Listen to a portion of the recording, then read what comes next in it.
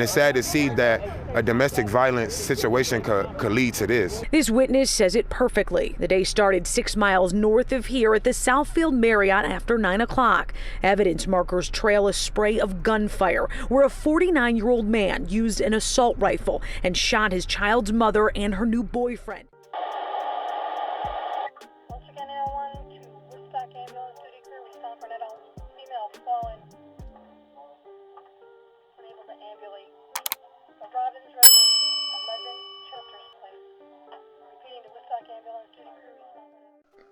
Today, we're going to be headed to Southfield, Michigan. It's a northern suburb of Detroit. Southfield also shares part of its southern border with Detroit, the city of cars and Motown stars. In the Motor City, on May 8th, a tragedy would take place at a Southfield Marriott in a parking lot that started about 9:30 a.m. It appears a man was waiting in the parking lot of the Marriott looking for his ex, who is said to be in the hotel with her new boyfriend.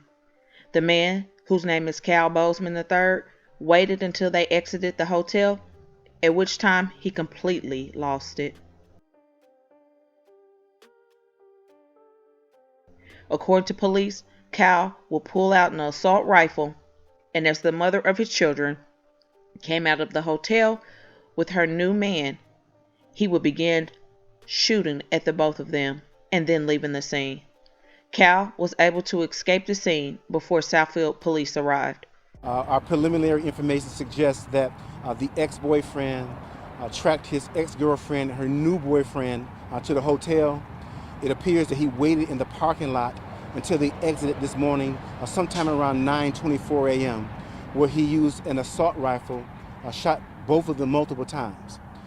We're currently working with multiple agencies looking for the suspect. He did leave the scene in a dark-colored vehicle, and again, we have an extensive manhunt for this individual.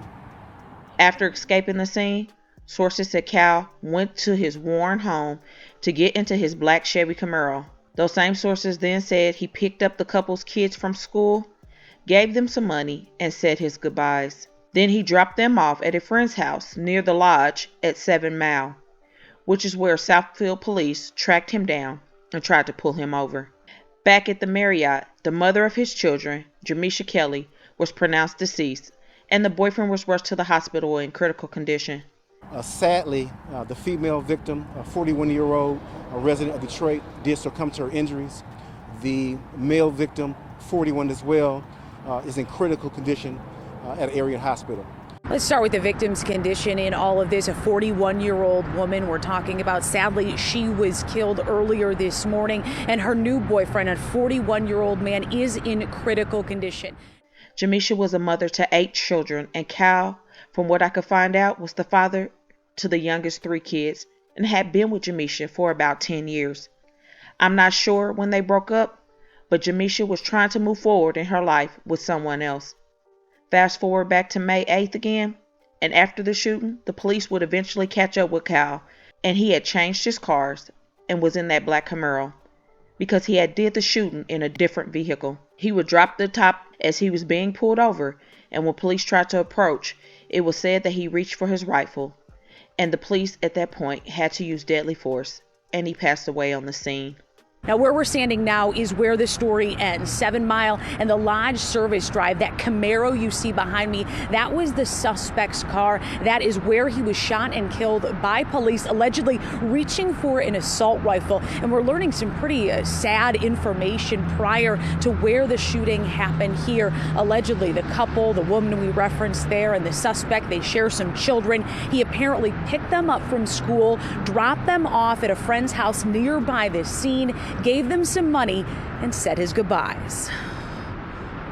It's sad to see that a domestic violence situation could lead to this. This witness says it perfectly. The day started 6 miles north of here at the Southfield Marriott after 9 o'clock. Evidence markers trail a spray of gunfire where a 49-year-old man used an assault rifle and shot his child's mother and her new boyfriend. She was killed. He is in critical condition.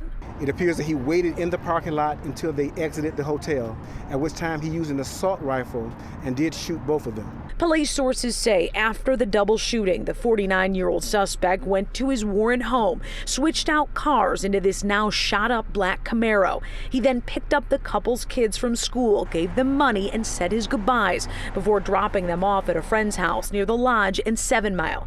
Nearby is ultimately where Southfield police tracked him, trying to pull him over. He lowered the top of the Camaro just prior to us making that traffic stop, at which time our officers tried to engage him. He did reach for that assault rifle, and our officers did use deadly force and shot the suspect, fatally wounded him. He fell out the car and just died. But it's very traumatizing to see. It's very devastating to see. 3 Southfield police officers were involved in the shooting. The motive here, a jealous ex-partner. Domestic violence continues to be on the rise.